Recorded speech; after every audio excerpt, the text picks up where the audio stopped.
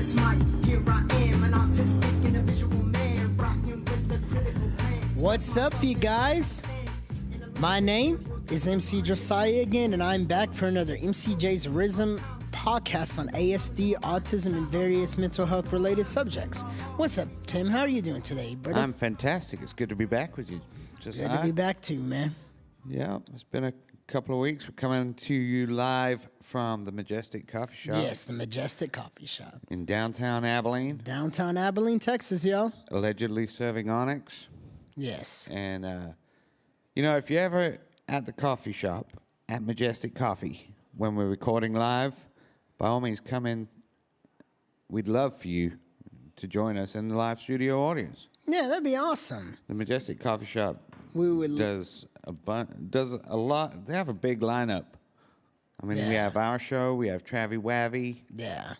They have singer-songwriter. Yeah, singer-songwriter open mic, which I'm at almost every Sunday. Open mic on Sunday night. Yeah. What time is that? Sign-ups start at 7, but the open mic generally starts around 8. Awesome. And what else is there, Sam? We just scheduled our first open mic comedy night to start in wow. March. Nice. That's That'll awesome. be the first and third Thursdays of March, I think is what we discussed. So twice a month? Twice a month. That's and that's awesome. open mic comedy? Open mic comedy, yeah. Ooh. Not to be confused with our songwriters open mic that we host every Sunday. Yeah. Right. We have senior karaoke on, when is it? What day is that? Tuesdays? Tuesday afternoons starting at 1:30. Do you have to be a senior to be in the live studio audience for that? You do not have to, and you don't have to be a senior to participate. Yeah. What? I bet that would be so much fun. I always go to the Tuesday karaoke with the elderly, and I'm always like impressing the elderly with my Oh, yeah? singing and rapping. Yeah? Yeah. I bet they like you a lot. Oh, they do, yeah. They're always telling me, they're like, we can't understand how you're able to think so fast. Yeah. Yeah, they move a little bit slower. I like that. Yeah, I do. That's one thing I really like about them a lot. You know what I mean? They're not just like jerky. You know what I mean? They're really cool, relaxed, very cool people. So when is that? Tuesdays at 1:30. Senior karaoke, Tuesdays at 1:30 at the Majestic Coffee Shop. Yes. Well, Neon Parrot Live. Neon and, Parrot Live next door. Next door to Majestic Coffee. Next Shop. door. With a complete walkthrough. With a complete yes. You can bring your drinks from the coffee shop to Neon Parrot Live. Yes. Yeah, and that's actually encouraged because they do sponsor Neon Parrot Live and all we do, and we're very grateful for that. So buy a coffee. Buy a copy. And but watch a show. Buy an iced Americano. Yeah, and I got a iced vanilla latte with half vanilla because I'm already sweet enough. So I want to ask you, Tim, how has everything been? Save it for open mic comedy, Tim. Yeah, save it. So, anyways, Tim, I want to ask you, how has your week been? It's been good. It's Been good. We've recovered from the 2 days of winter we Do you have had here any in Abilene. major complications with the ice? Not directly. However, my water heater did decide to drip out the bottom. Ooh, Oh, no. that's not good. And Time for a new one, or was it yeah, fixable? no, it was time for a new one. Just little trivia. How much do you think it costs to install a water heater? Is it a gas or electric? Gas. Gas. Are you talking about just installation or a new tank as well? New tank as well. New tank for a gas, 40 gallon, 50 gallon? The existing tank was 30, but I went You with upped a it 40. a little bit? I had to go Okay, up. the new tank is at least 700 to 1,000 for a gas one. I think the last time I looked, it depends on if you get the most efficient one. Those cost more like 1,500. Okay. And then I would imagine it would cost at least that for labor. Okay. Possibly double that because they like to bring as many apprentices out with them as Right. they can and charge, you know. Yeah, sounds about right. So that's kind of where I was thinking the bill was going to land. However, Oh my goodness. my existing tank that broke was 16 inches diameter, and 15 years after I bought it, now they don't make 16-inch anymore, so I had to get an 18-inch. That's good. Is that bad? Huh? Is that bad? Does it fit in the closet? Well, that's where it gets bad, Sam. Oh no, it doesn't fit in the closet. It didn't fit in the closet without taking out the HVAC and rerunning the gas lines in the closet. And so my $1,500 water tank install ended up upwards of $6,000. Could you not just find a 16-inch? Did they just not make them anymore? They just don't make them anymore. That's insane. So the moral of the story is, if you bought a water heater 15 years ago and it was 16-inch, you need to start saving some money. Start saving some money up. Or knock a wall down. Just plan ahead. I mean, I was prepared to take off the door, do whatever I needed to do to avoid this. And code required that the gas lines be moved. And it just turned into a $6,250 water heater install. That's insane, man. It's like they're engineering everything to make you spend more money. I mean, the 16-inch was perfect. Yeah, to be prepared for a $2,000 expense, $2,500. Right, and then get spanked. And then it's what? Yeah. It hurt. It's like forced obsolescence. in a But way. now I'm good for another 15 years until Man, so- technology requires they go up to 20 inches. You And then, just got so much money, you're bathing in it. yeah, I'm balling. Oh, is that too hot for you? You know what? The money in my pocket's dripping out faster than the water in my water heater. Ooh. Wuzzing. But how was your week? It's been really, really busy. Let me see. I've been working hard on my next album, Abstract. We're about just not long, maybe a few weeks away from being ready for mastering. Time's going fast, but so are Yes. you. So Which that's do you good. master it yourself? Or do you send it out or have someone else do that? The last two EPs I did, I didn't have master. I mastered myself. But this one, I'm really debating on whether I should try to master it myself or send it out for mastering. Why's that? Well, I really want to step up the overall quality of this album a whole lot, and the mastering really makes a big difference in that. And I can master it myself, but I'm more prone to mistakes, for one. For two, I don't have the exact proper setup you need for, like, proper mastering. Because there's a difference between a regular studio and a mastering studio. A mastering studio, they have, like, acoustic treatments in the room set up perfectly to where there's like no buildup of frequencies, reverbs, or anything. So that way you can be as accurate as possible in mastering the track. And that's my big problem right now is I have a home studio, but I don't have like a setup to the point where I can like master to the full extent that I need to. Well, even the local studios that are like studios, they usually send out to master. Do they really? A lot of times they do. Yeah. Like I know when Terry Knight records at Big Note sends it out. I mean, he has other musicians that he all over the place that he brings in and records on the tracks with. But then when it comes to mastering, I'm pretty sure they send out. Yeah, I suppose mastering is a whole nother skill set. Yeah, It is. And like just I was saying with the equipment, like there's certain better equipment that is just more tuned for that than you would want to capture on. Yeah. Yeah, so you stay in your lane and outsource. A little bit, yeah, but it also gets another ear involved, I think. So, but I really kind of think at some point that's where AI is going to get really big, is helping artists with having a mastering yeah. thing. And that but then the debate will be, well, is there any artistry to mastering? You know? And then you'll be like, which I mean, I suppose there is. I think there's artistry in almost anything you do. You make a decision.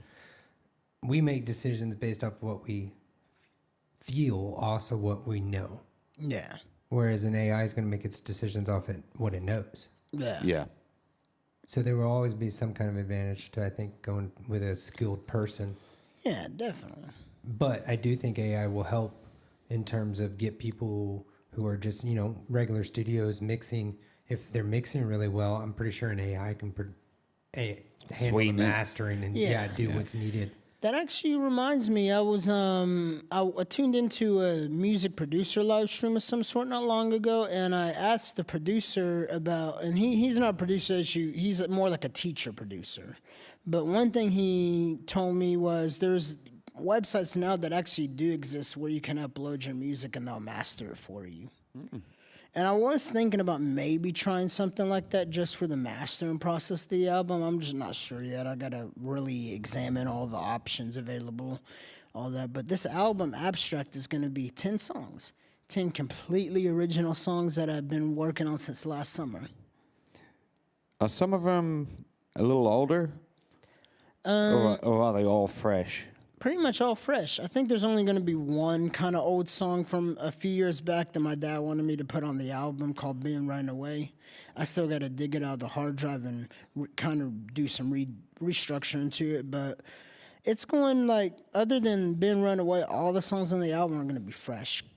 Not a single song existed before summer of last year. That's cool. Yeah. Very cool. Very cool. And you got guitar on one or two of them? Yeah. Yeah, the clips that you've played me are really good. Yeah. Yeah, I got guitar. The song Abstract, my dad right now is playing guitar through a PV amp.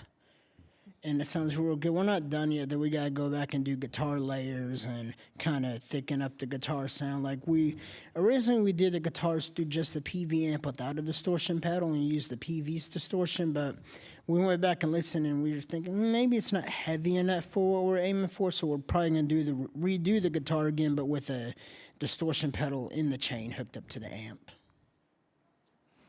That'll make it better. Yeah. Mm-hmm. You know what I just realized we forgot to do? What's that? Put the wind socks on the mic, and I can tell. You can tell? Do we Yeah. do we need to take a quick live pause to put the wind socks on? No, it's okay. I'm not sure where they're at right now. Okay. I noticed that, but then I was like, well, there's no wind in here, so Well, I'm excited that your new album's getting close to being done. Yeah, and I'm excited too. I can't wait to have like a whole bunch of new material to perform. I can't wait to show people these new ideas. And this album I'm working on, Abstract, that's what it's called. It's also going to be the first project in a development of projects I'm going to be doing from here on in this new style of hip hop I'm developing called Og Hop, which I guess the very most basic way to describe Og Hop is Og Hop? Yeah, that's what I'm calling it right now. Okay. But I might think of a better name in the future. I don't know. Og Hop is basically like going to be more advanced, mature nerdcore style hip hop. Like the idea, like if you listen to nerdcore artists like MC Chris, I always liked them. They were good, but they never were mature. So what I'm trying to do with this Abstract album is write a mature nerdcore hip hop album that borrows a lot from blues and jazz to step up the complexity in it, and that borrows from lyricists, like not borrows but studies and has the influence of lyricists like Rakim, Cool G Rap, K Reno, Tech Nine, all those really good artists. You know what I mean? And I've had this idea for Og Hop since I was 14 years old in 2012, but it's taken me till my mid-20s to get enough skill to actually even start pushing this idea forward. Wow. Yeah. I know a lot of artists, a lot of musicians that are trying to create music, create artists. I don't know of any that, other than you that have been like, I have a whole plan for a new subgenre Yeah. that I've been planning since 14. Now, That's awesome. if you're watching this and you have any idea what Who those people Josiah are, what he just said. please leave a comment because I'm nodding along and I'm totally proud of Josiah and Yeah, it's just his knowledge and everything, but I'm lost. I don't know half those artists. Yeah. I recognized maybe one or two of them. Yeah. Yeah. But that's awesome. Yeah, I think it's totally awesome.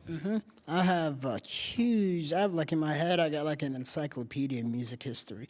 I'm not going to say I know everything about music history, but I have a much bigger understanding than a lot of my other peers around me. And you're very passionate about it. Oh, yes, I am. Like, music is like, the only thing I'm more passionate about in life other than music is my love for God and Christ. But other than that, like, music's my second love ever. Like, other than prayer and stuff like that, I'm deep into music. Like, I study history. I study so many different genres now.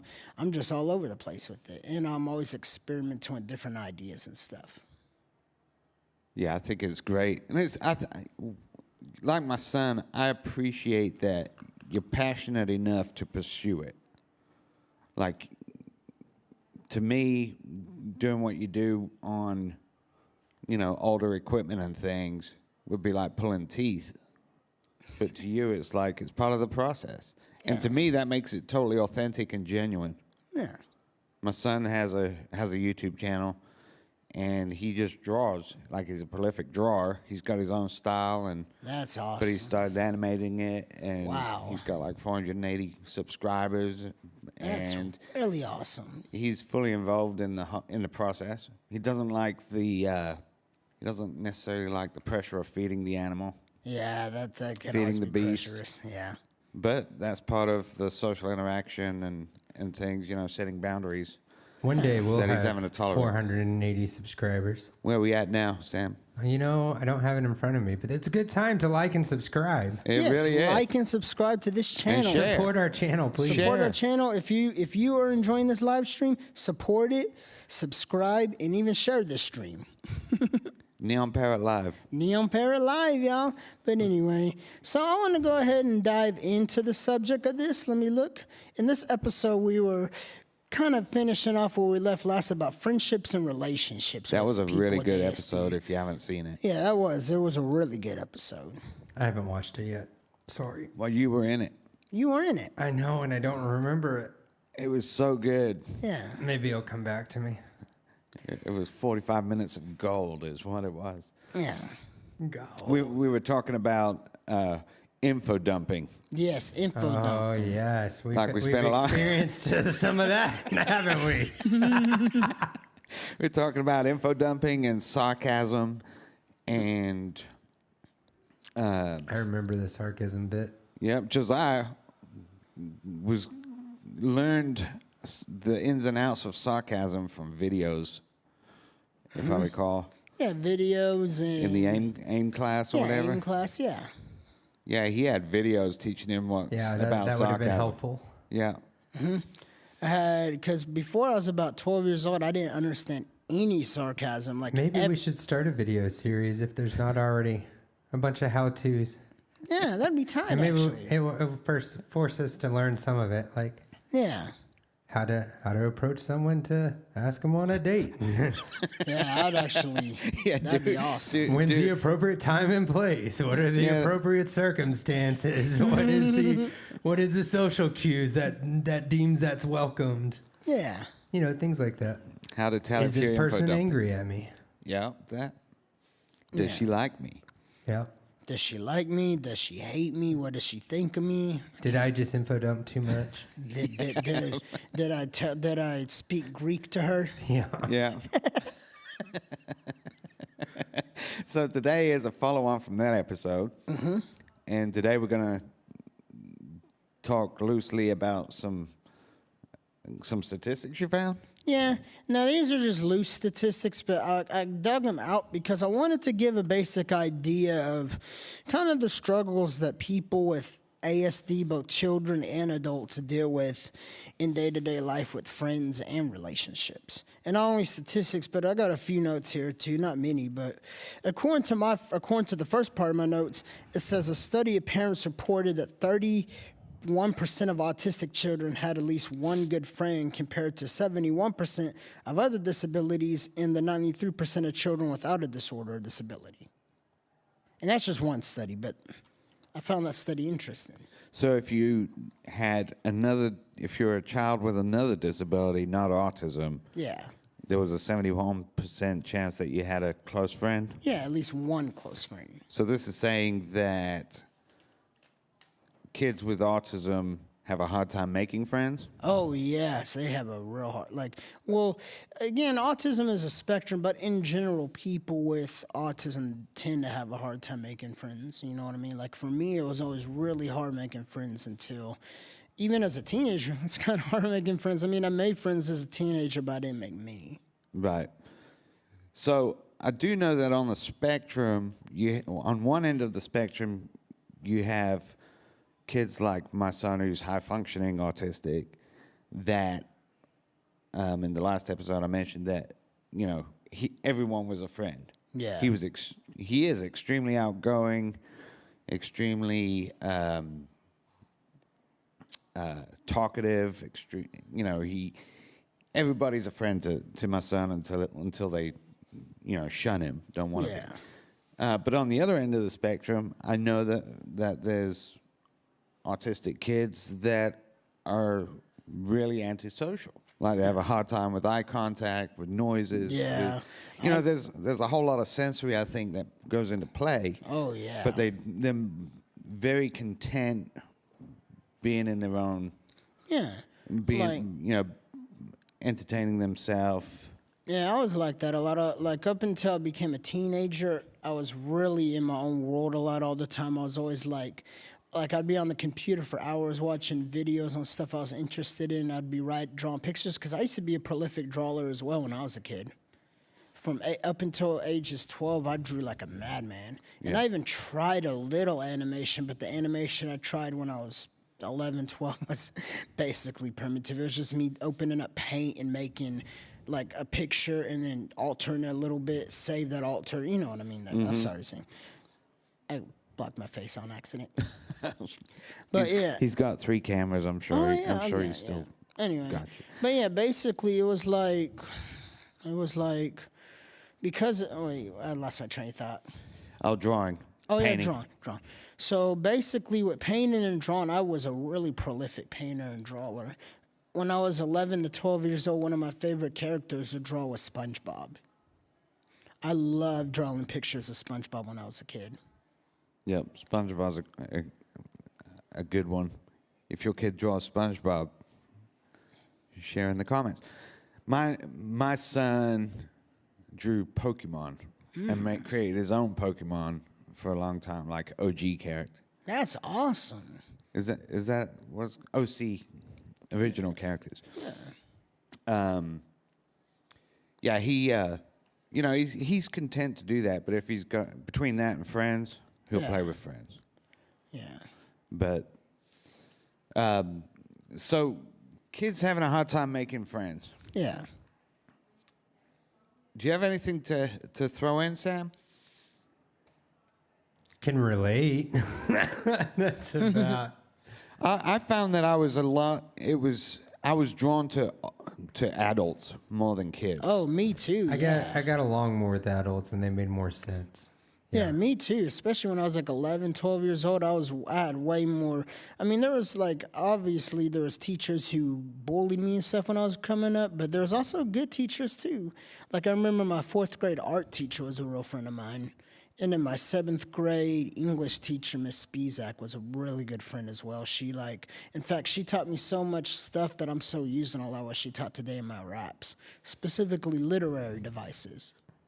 She taught me like the very beginning of what literary devices were and how to write a poem in a proper structure, which I still use today in my raps, even today at 28. Have you seen her in the last 20 years? No? 20 years. I've seen her. Last time I saw her was 2012. I bet she'd be proud of you.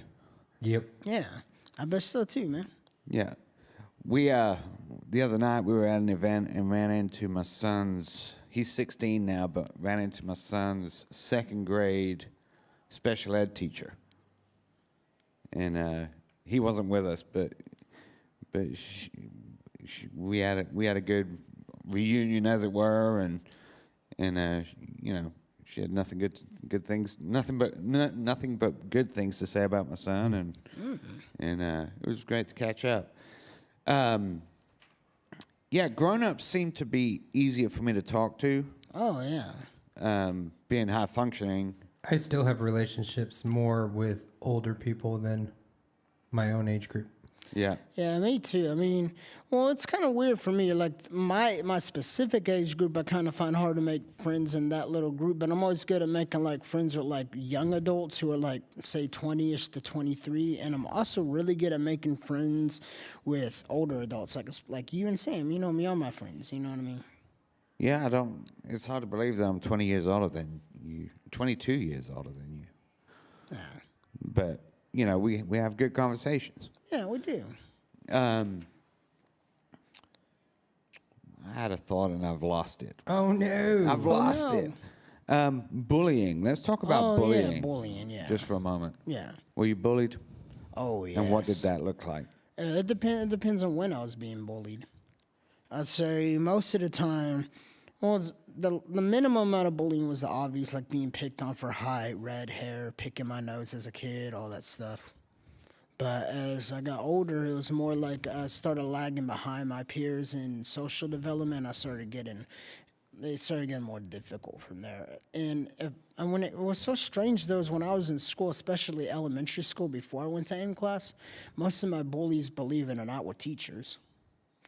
Now, it was so weird because there were some teachers that were absolutely my friend, but then there was other teachers who, like, bullied me and, like, all sorts of stuff.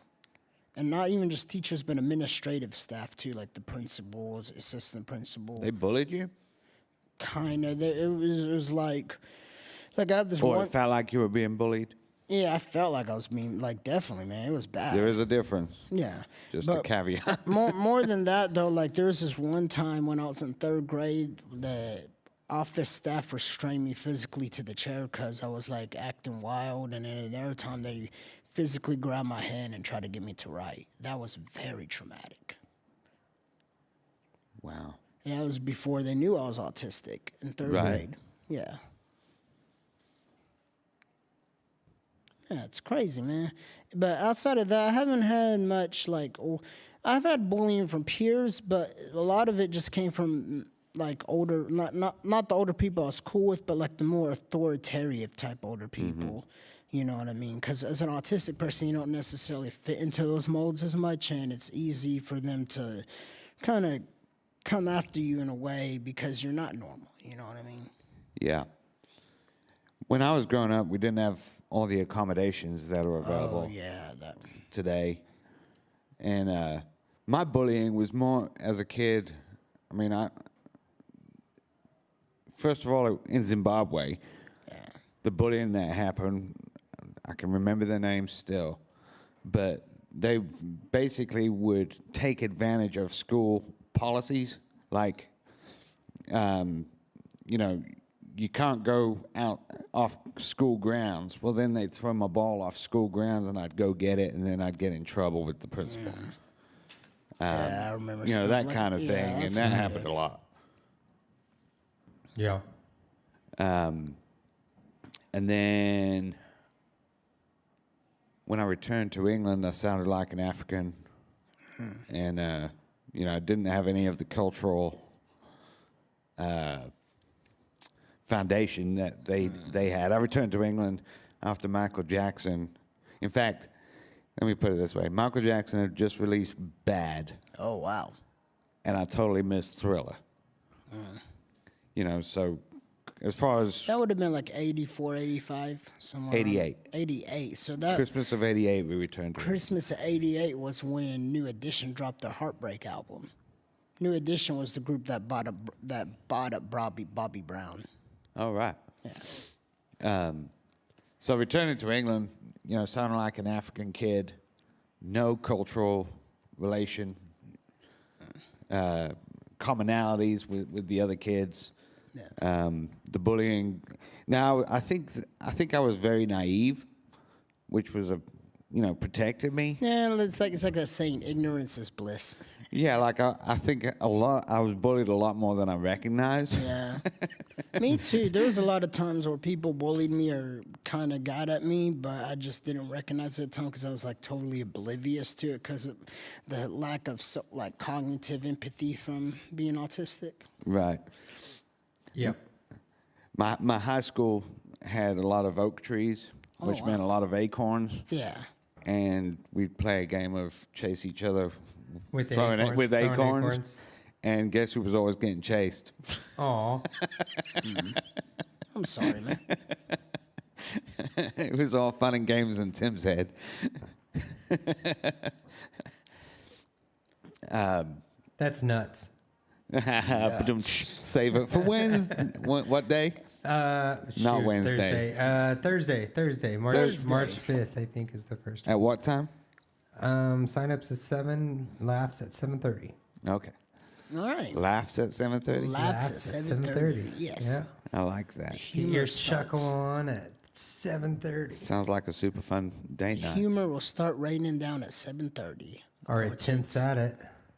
Huh? Or attempts at it. Tim sat it. Attempts. Oh, attempts. Or attempts at humor. I still have a speech impediment. I never got over that completely, I don't think. You know, what's funny about speech impediment is when I was a real little kid, like first going in the pre-K kindergarten, like I had a speech problem, but it wasn't so much an impediment. It was more like I wouldn't space out my words when I talked. Were you speech delayed? No, I actually started talking real early, like earlier than most of my That's other why you're peers. Asperger's. Yeah. I started talking earlier, and then when I got to school, the way I talked was like a continuous sentence with no pause.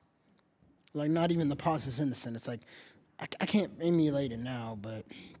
And they had to give me speech therapy when I was in, like, kindergarten to fix that. Yeah, my son had a lot of speech therapy. And then Sylvan got his language and comprehension, reading. They did really well with that. Worked on that for the last 2 years and brought him up 4 grades.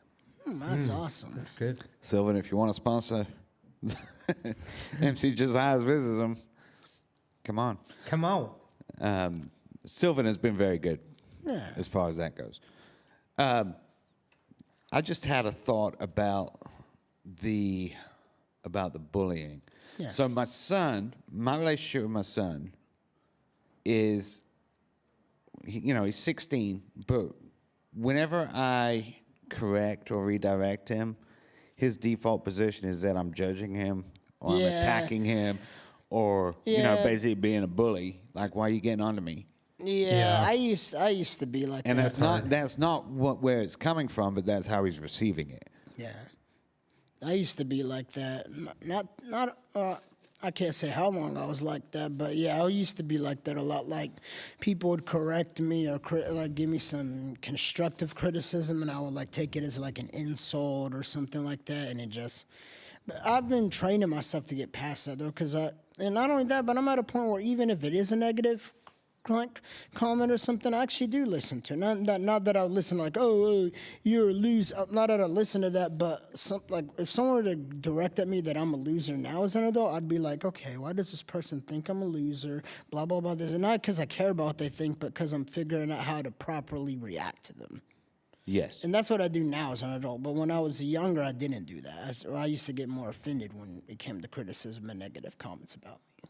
Right. I mean, my son's at the age where I'm drilling into him, you got to be teachable. Yeah, you got to be teachable. If you're not teachable, then you're arrogant and Yeah.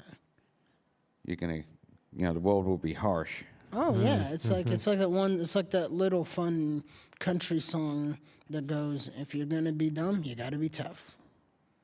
It's a fun little song. Who sang that? I don't know. I don't know what You disappoint me, Josiah. Country's one of the few genres I Sarcasm. actually know very little about. I know a whole lot about jazz, hip hop, rock, blues, but when you get me to country, I'm like, eh. But that's only because I haven't made much effort to study it as much as those other genres I mentioned. We are in West Texas. Yes. West Texas, indeed. There's the country area. Yep. But anyway.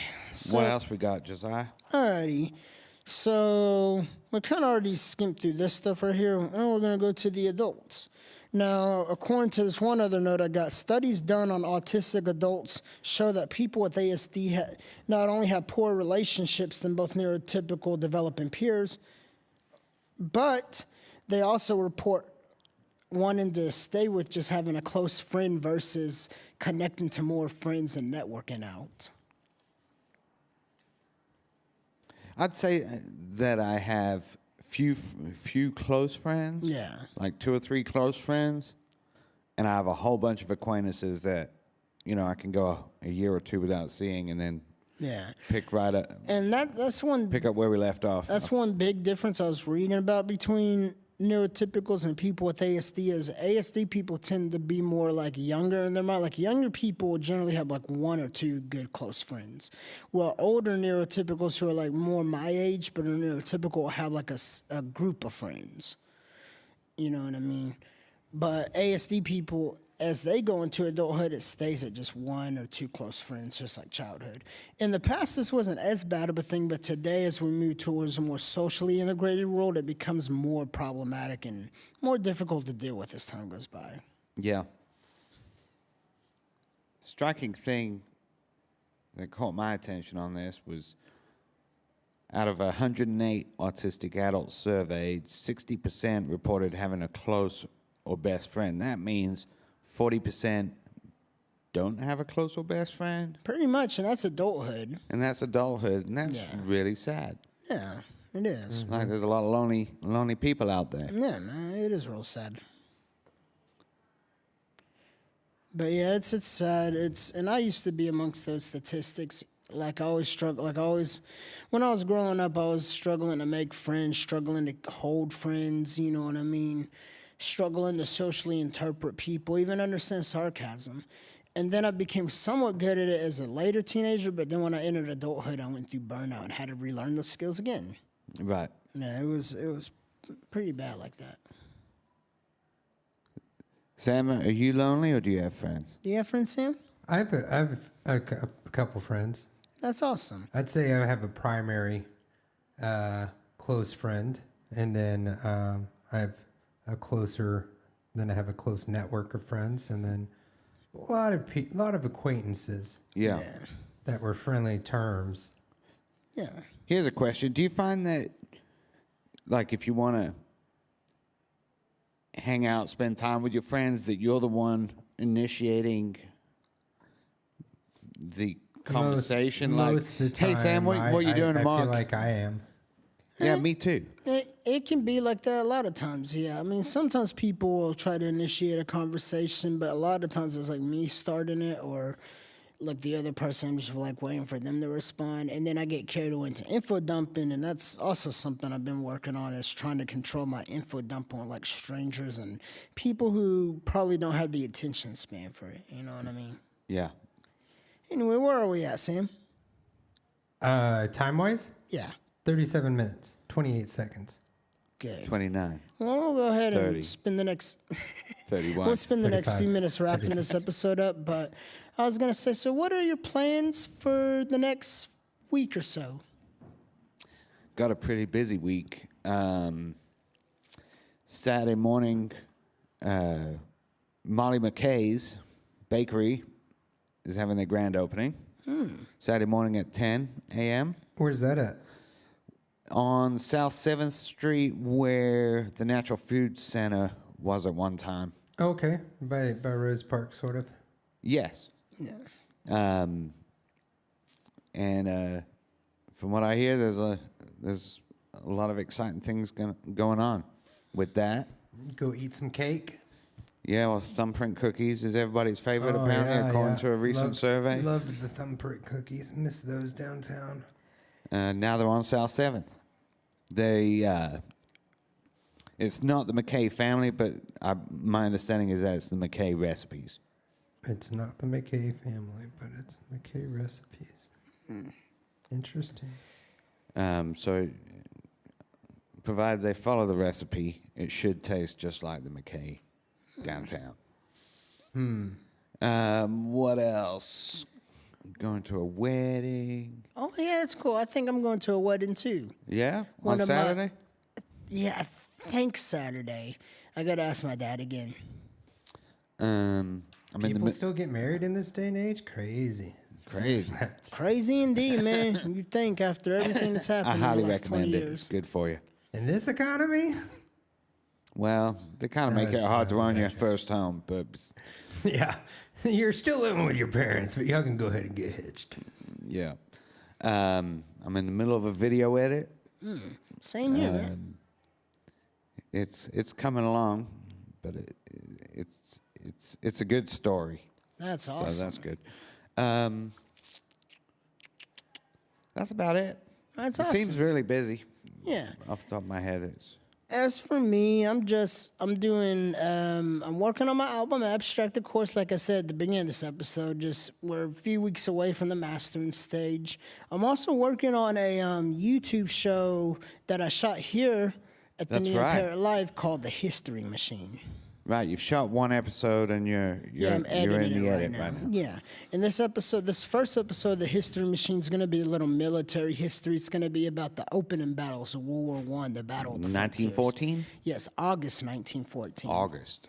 The battles in which the world learned that no amount of courage and raw attack force could that no amount of courage could overcome a machine gun.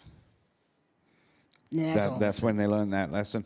yeah, pretty much. Yeah, at least on a large scale. I mean, there's always like smaller instances where people are, oh, we can't just overcourage a machine gun, but on a large scale, like where the entire world saw it, it was August 1914. Like I'll give a little fun fact real quick from my episode. To put out how bad the Battle of the Frontiers was. August 22nd, 1914, 27,000 French soldiers were killed in less than 24 hours. By machine gun? Machine gun and heavy artillery. It was bad. That's all I'm gonna give away. But yeah, I think this episode is gonna be really interesting, and I think the audience will probably like it. But Yeah. we'll see. So when is that episode going to drop? My goal is think? to have it completely finished as soon as maybe a couple weeks from now, but maybe out to a month at most. That 2 weeks to a month time frame. I've seen a couple of clips and it's really good. Yeah, it's really good. And other than that, I'm not much. I got to go to a wedding too pretty soon with my family. We're gonna be going down to Houston for that wedding, but we're not gonna be there long, just like a day or two. And other than that, just chill, man. Just album work, History Machine work, going to see relatives, and just taking it day by day. Anyway, well, hopefully y'all guys enjoy. I hope y'all guys enjoyed our show, MCJ's Rizzism, or at least, yeah. I hope y'all tune in for the next episode. This was about friendships and relationships, part 2. If you like, leave a like, comment, subscribe, share, and we'll see you in the next episode at MCJ's Rizzism. So I get loud, expressing myself loud.